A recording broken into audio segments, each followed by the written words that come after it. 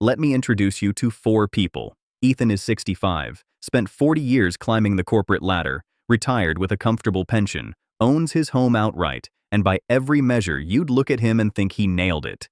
And for a long time, he believed that too. Emma is 49. Marketing director, 2 promotions in 5 years, nice SUV in the driveway, annual family trips to Europe, kids in good schools. If you scrolled past her life, you'd assume she was winning. Then there's John, 36, fought through the recession, finally paid off those brutal student loans, rents a decent apartment, and spends his money on concerts, dining out, and long weekends away, because honestly, what's the point of earning if you're not living? And finally, Sophia, 22. 3 income streams, a growing TikTok, puts money into index funds every month, and genuinely understands compound interest better than most 40-year-olds. She's already more financially educated than anyone in her family has ever been. 4 completely different people, 4 different decades, 4 wildly different financial situations, and every single one of them made the exact same mistake. Not a similar mistake, not kind of the same thing, the exact same mistake, just dressed up differently depending on when they were born. And by the end of this, you're going to know exactly which version of that mistake you're making right now. Here's the thing I need you to understand first. This isn't about being irresponsible. It's not about being reckless or foolish or bad at managing money. Most people who make this mistake are actually careful. They think things through, they budget, they plan. The mistake is subtler than that, and it happens the same way every time. At some point, the world around you shows you what success is supposed to look like. A certain house, a certain car, a certain experience, a certain way of presenting yourself. And you absorb it without anyone ever sitting you down and teaching it to you.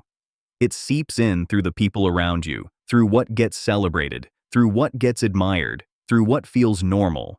And when you finally earn enough to afford that version of success, you go for it. Of course you do. It feels like progress. It feels like you've made it. It feels like the next logical step. This isn't greed. This isn't stupidity. You're just following the rules everyone around you followed. Rules that felt so obvious, so natural, that questioning them would have felt like questioning gravity. And here's why it's genuinely hard to see. It doesn't feel like a mistake when you're in it. It feels responsible. It feels like what you're supposed to be doing. So let's walk through each of these 4 people and watch for the exact moment the mistake shows up. Because once you see it in someone else's story, you'll start recognizing it in your own. Ethan grew up in the 1970s watching his parents struggle to make rent. His father worked 2 jobs. His mother stretched every dollar. And the dream, the thing everyone around him said mattered, was owning your own home. That was stability. That was proof you'd arrived. That was the entire goal. So when Ethan got his first real job with benefits and a steady salary, and the bank told him he qualified for a mortgage, he bought the biggest house he could afford. Not reckless. The bank approved it. His colleagues were doing it. His in-laws encouraged it. Everyone said this was the move. And in the 1980s, it genuinely made sense. Property values were climbing. Inflation was high. That house was going to be worth more in 20 years. And it was. Today, Ethan's house is worth 5 times what he paid for it. On paper, he's wealthy. His net worth looks impressive. But here's the reality. Ethan is 65 years old, and almost all of that net worth is locked inside a house he lives in. The pension he thought would carry him got restructured when his company downsized. His savings are decent, but they're not going to comfortably fund 30 years of retirement. His investment portfolio is thin. His liquid cash is thinner. And if he wants to access that wealth, the wealth that technically exists, he has to sell the house, which means leaving the neighborhood he's lived in for decades, leaving the community, leaving the place his kids grew up. The house wasn't the mistake. The belief that the house was the entire plan, that was the mistake. Ethan spent 40 years pouring money into maintaining the appearance of wealth. Renovations, repairs, upgrades, landscaping, all of it necessary, all of it expensive. And while he was doing that, The retirement accounts, the diversified investments, the assets that would give him options at 65 instead of constraints, those stayed underfunded. He achieved the signal, the house, the arrival. But the foundation underneath it had cracks he didn't notice until now. Emma's mistake was quieter. It didn't feel like one decision. It felt like 100 small, completely reasonable ones. Gen X grew up watching boomers work themselves to exhaustion and thought, we'll do it differently, we'll earn more, we'll have more. And they did earn more. Emma's career genuinely succeeded. She climbed steadily. She hit milestones. The income growth was real. But here's what happened so quietly that Emma never even noticed it. Every time she got a raise, her life expanded to match it. Promotion at 30, upgraded the car. Hit 6 figures at 35, moved to a bigger house. Kids started school, added the summer vacation abroad. New title at 40, joined the premium gym. Every single decision made sense. She could afford it. She'd earned it. Nobody looking at any one purchase would call it irresponsible, because no single purchase was irresponsible. The pattern was. This is called lifestyle creep, and it's the most elegant financial trap ever designed because it disguises itself as reward. You worked hard, you earned that raise, you deserve the upgrade, and you do. But here's the problem. When your expenses grow at the exact same rate as your income, your savings rate stays completely flat. The gap between what comes in and what goes out, the only gap that actually builds wealth, it doesn't widen. It just moves up to a higher number. Emma is 49 now. She looks successful. She has equity. She has assets. But she's also 15 years from retirement, and the math is tighter than it should be for someone who's been earning well for 2 straight decades. She out-earned her parents by a significant margin. She didn't outsave them by nearly as much. The signal for Gen X was lifestyle. Nice things, nice experiences. A life that looked like success to everyone watching. And Emma delivered that signal perfectly every single month on autopilot, while the retirement accounts grew at a pace that won't actually support the lifestyle she built around them. Now, John, and if you're a millennial, I need to say this up front. The system genuinely turned against your generation in ways that were not your fault. The 2008 crash destroyed the early career years of an entire generation, right when you were supposed to be building your foundation. Student debt exploded. Housing prices disconnected completely from wages. Entry-level jobs wanted 5 years of experience. The formula that worked for previous generations, degree, job, house, retirement, it stopped working. That's real. That matters. And it's the backdrop for everything that follows. But here's the trap millennials walked into, and it makes complete sense given everything they'd been through. When you can't afford the things that used to signal success, a house, a pension, real financial security, you start spending on the things you can afford. And for millennials, that meant experiences, travel, restaurants, festivals, subscriptions, convenience, the curated, lived life. And the culture completely backed this. Every article, every social post, every lifestyle brand said the same thing. Spend on experiences, not things. You can't take it with you. Live your life. Collect memories, not possessions. Every one of those statements sounds wise, and there's truth in them. But what they also did, what nobody acknowledged, was give an entire generation permission to replace building assets with building memories and call it enlightenment. John spent his late 20s and early 30s living, genuinely living. Trips he'll never forget. Meals that became stories. Weekends that felt like freedom. But at 36, he has almost nothing invested. No property, no meaningful retirement savings, and a low-level constant anxiety about the future that he manages without fully realizing it by booking the next experience. By staying in motion. By keeping busy enough that the anxiety can't catch up. The mistake wasn't spending on experiences. Experiences have real value. The mistake was using experiences as a substitute for building assets, and having an entire cultural movement tell you that substitution was wisdom, that it was the evolved path, that previous generations had it wrong and you had it right. The signal for millennials became the lived life, the full passport, the Instagram grid, the stories. And it was sold to them so effectively that most didn't notice it was still just a performance.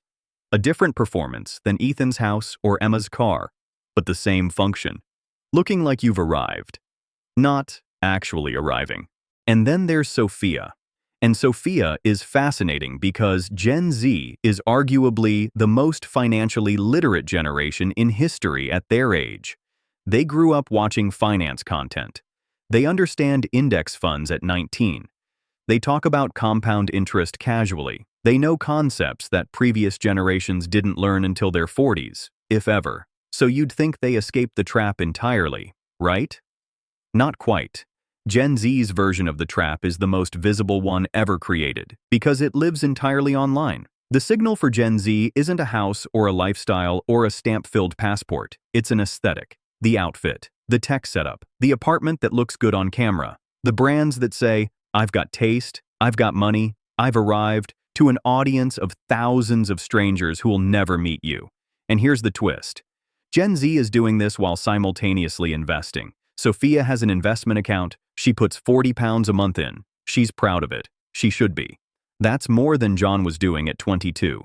But she's also spending £180 a month on things whose primary purpose is how they photograph. The lighting, the wardrobe, the background, the gear. The ratio is 4.5 to 1 in the wrong direction. The trap for Gen Z isn't ignorance. It's performance. They know the language. They understand the concepts.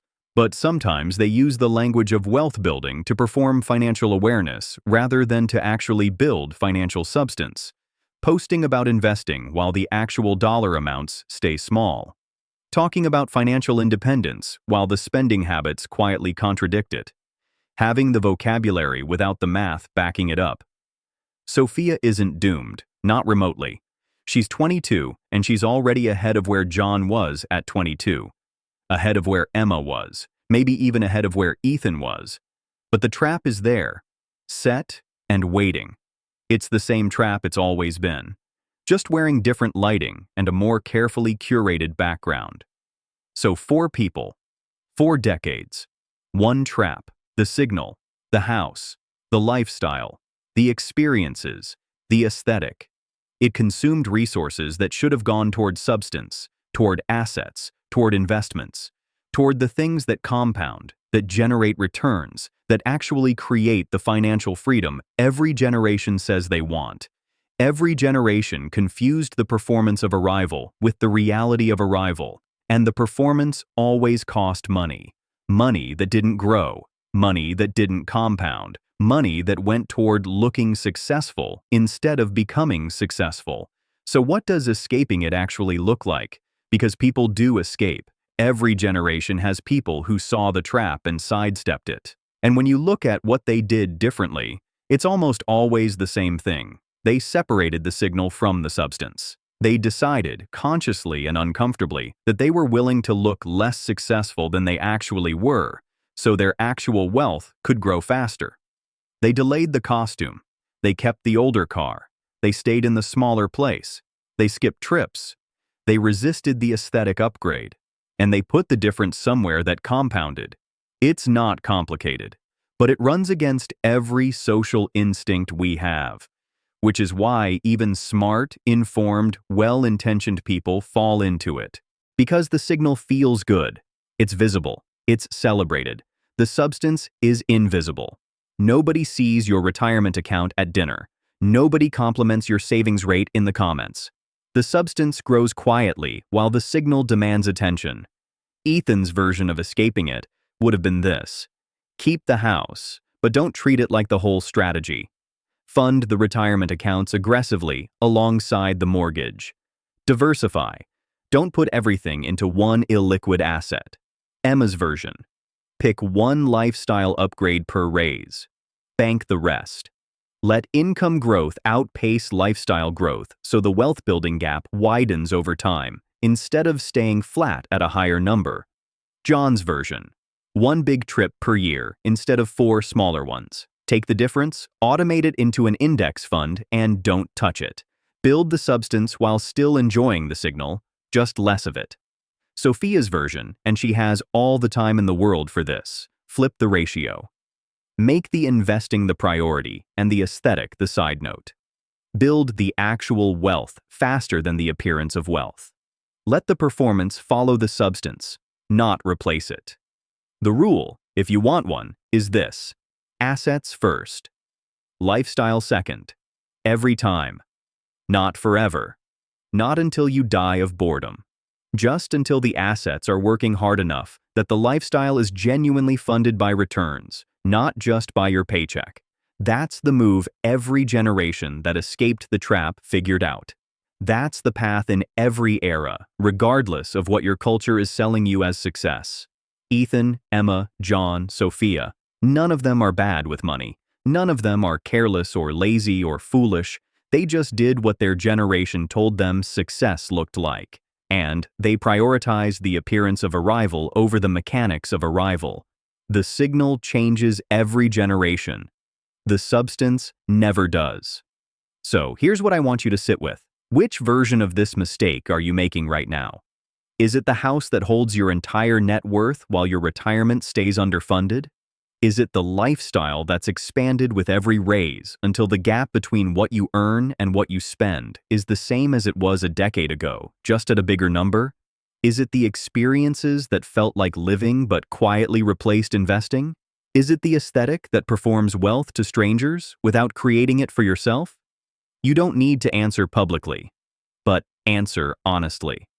Because the first step out of any trap is naming it. And the second step is deciding the substance matters more than the signal. Even when the signal is the only part other people see, the signal changes, the trap doesn't. And the wealth you actually build happens in the gap nobody's watching.